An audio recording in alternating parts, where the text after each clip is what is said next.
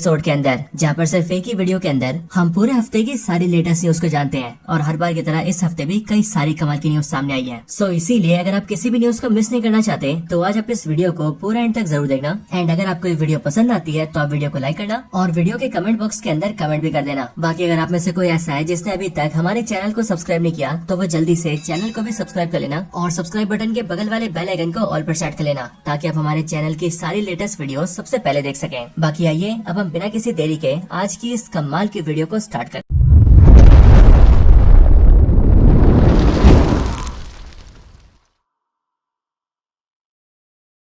तो आइए दोस्तों सबसे पहले बात करते हैं कंजूरिंग यूनिवर्स की the Conjuring last rites movie के बारे में। तो इस मूवी को रिलीज हुए अब टोटल 15 दिन से भी ज्यादा हो चुके हैं, लेकिन कमाल की बात तो ये है कि इन 14-15 दिनों के अंदर ही इस कंजूरिंग लास्ट राइट्स मूवी ने पिछली सारी कंजूरिंग मूवीज के सारे रिकॉर्ड्स तोड़ दिए हैं और अब इसीलिए कंजूरिंग 4 मूवी कंजूरिंग यूनिवर्स की हाईएस्ट क्रॉसिंग मूवी बन चुकी है। हालांकि अगर मूवी की रेटिंग्स की बात करें तो इसकी रेटिंग्स अभी भी काफी कम है, क्योंकि जहाँ IMDb पर इसकी रेटिंग 6.4 है, वहीं पर ही रॉटन टोमेटोज ने इसको 59% की रेटिंग्स दी है। लेकिन तब भी अगर पैसों की बात करें तो कमाई के मामले में ये बहुत ही अच्छा कर रही है। बाकी इसके आगे हम मार्वल सिनेमैटिक यूनिवर्स की बात करें तो इस हफ्ते स्पाइडरमैन 4 को लेकर भी कई सारे अपडेट्स बाहर आए हैं। सबसे पहले तो स्पाइडरमैन के एक्टर टॉम हॉलैंड ने इस बात को कंफर्म कर दिया है कि उनका Spiderman brand new day movie में दिखने वाला जो सूट होगा वो स्पाइडरमैन सूट पुराने स्पाइडरमैन से इंस्पायर होकर बनाया गया है। यानी कि मार्वल स्टूडियोज ने टॉबी मैगवायर और एंड्रू गारफील्ड के स्पाइडरमैन सूट्स को उठाया और उन दोनों के सूट के कॉम्बिनेशन से एक नए सूट को बनाया, जिस सूट को हम स्पाइडरमैन 4 में देखेंगे। बाकी इसके साथ ही टॉम हॉलैंड ने ये भी बताया कि उनका ये स्पाइडरमैन सूट पिछले सारे स्पाइडरमैन सूट से काफी ज्यादा कंफर्टेबल है, क्योंकि दोस्तों अगर आप सब स्पाइडरमैन सूट्स की जानकारी रखते हैं तो आपको ये पता होगा कि स्पाइडरमैन के सूट्स काफी ज्यादा टाइट होते हैं और ये ऊपर से नीचे तक पूरे लाइक्रा मटेरियल से बनते हैं। एंड इसीलिए सूट को पहनने के बाद बाथरूम जाना भी बहुत मुश्किल हो जाता है, यहाँ तक कि अपना फोन इस्तेमाल करना भी काफी हार्ड हो जाता है। लेकिन टॉम हॉलैंड के अकॉर्डिंग मार्वल स्टूडियोज ने स्पाइडरमैन के इस वाले सूट को काफी ज्यादा कंफर्टेबल बनाया है। लेकिन हाँ दोस्तों, जहाँ स्पाइडरमैन 4 से ये कुछ अच्छी खबरें सामने आई है, वहीं पर ही एक बुरी खबर भी सामने आई है। असल में अभी कुछ दिन पहले टॉम हॉलैंड स्पाइडरमैन 4 के लिए किसी स्टंट को शूट कर रहे थे, लेकिन उसी स्टंट को परफॉर्म करने के दौरान वो सर के बल गिर गए, जिस वजह से उनके सर पर एक क्रैक आ चुका है। लेकिन सही टाइम पर ट्रीटमेंट मिलने की वजह से अब उनका सर बिल्कुल ठीक है। बाकी चलिए अब इसके आगे बात करते हैं अगले साल आने वाली एवेंजर्स डूम्सडे के बारे में। तो दोस्तों आपको ये पता होगा कि एवेंजर्स डूम्सडे को लेकर ये बात काफी टाइम से बोली जा रही थी कि मार्वल स्टूडियोज ने एवेंजर्स डूम्सडे के लिए किसी भी स्क्रिप्ट को लिखा नहीं है और मार्वल बेसिकली अपने बड़े बड़े एक्टर्स की राय ले रहा है और उनकी राय के हिसाब से मूवी की शूटिंग चला रहा है। लेकिन दोस्तों अब जाकर फाइनली एक्टर एलन क्यूमिन ने, जो की फॉक्स की मूवीज के अंदर नाइट क्रॉलर को प्ले कर चुके हैं, उन्होंने ये बात कंफर्म कर दिया है कि मार्वल के पास प्रॉपर स्क्रिप्ट है एंड मार्वल स्टूडियोज ने एवेंजर्स डूम्सडे के लिए एक प्रॉपर स्क्रिप्ट लिखी है और वो स्क्रिप्ट हम सब में बांटी भी है। बाकी दोस्तों एवेंजर्स डूम्सडे मूवी से स्कारलेट विच की बात करें तो इस बात के रूमर्स काफी टाइम से चलते आ रहे हैं कि स्कारलेट विच न सिर्फ MCU में जिंदा है बल्कि वो डूम्सडे मूवी में अपीयर भी होगी। सो दोस्तों इसी वाले रूमर पर लगभग एक कंफर्मेशन आ चुका है, जो कि ये कहता है कि एवेंजर्स डूम्सडे के अंदर हमें स्कारलेट विच दिखेगी जरूर, लेकिन वो मेन MCU की स्कारलेट विच नहीं होगी, बल्कि वो स्कारलेट विच की एक दूसरी वेरिएंट होगी जो कि किसी और यूनिवर्स से आएगी। हालांकि वो स्कारलेट विच कौन से यूनिवर्स से आएगी उसको लेकर भी एक बहुत ही बड़ा रूमर सामने आया है और ये रूमर ये कहता है कि ये वाली स्कारलेट विच जो कि डूम्सडे में अपीयर होगी